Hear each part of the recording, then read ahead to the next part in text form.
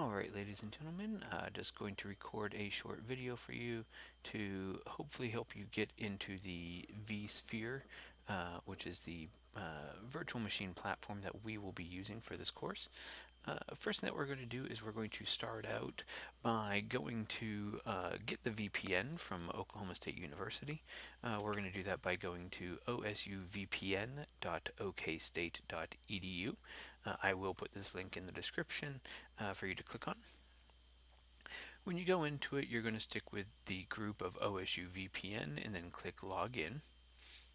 And then you're going to provide your OKey username and password to log into the system.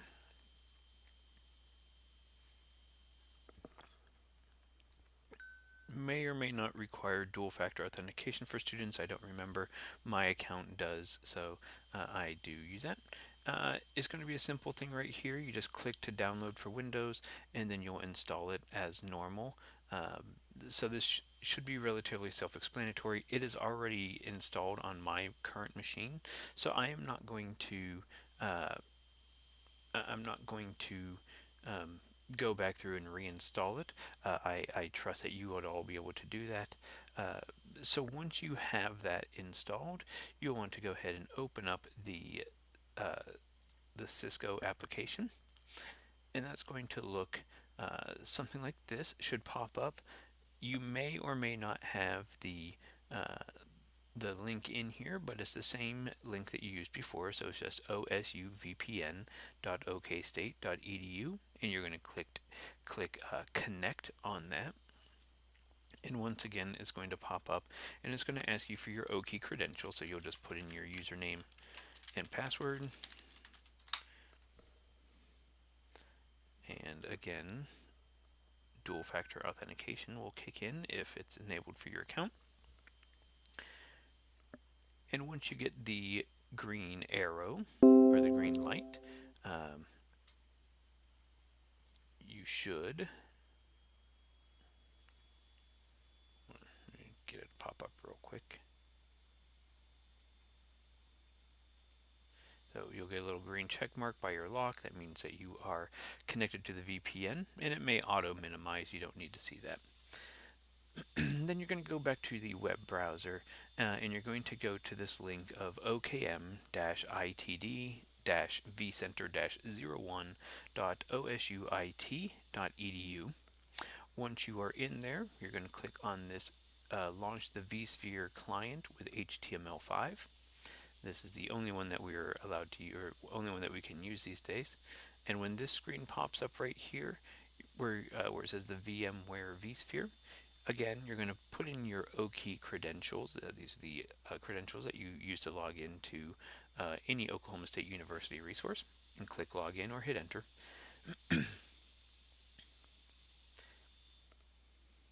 And once the vSphere opens, the thing that you want to make sure you click on is this little, kind of looks like a maybe a piece of paper or something, but this is the actual VMs and templates that we have available to us under ITD 10. Minimize these for clarity. Under ITD 1033 logic, go ahead and expand that, and you're going to find my name in there. Under that, you're going to find your class,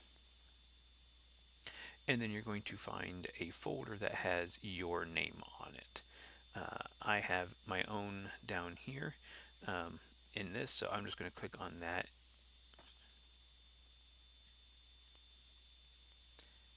And once you see this screen right here, you can click on this blue power on icon right here, and that's going to actually turn on your virtual machine. And once you do that, we're going to click on the Launch Web Console. Now you may need to change your preferences, and if you need to do that, you'll click up here by your name, go to My Preferences, Default Console, and you want to make sure that you have the Web Console selected. So I'm going to launch the Web Console, which will open a new tab in my browser. And from here, you can expand this to full screen if you want. Sometimes that makes things a little bit clearer, but that's fine if you don't want to, and you're or your ID is going to be student, and your password is going to be ITD10.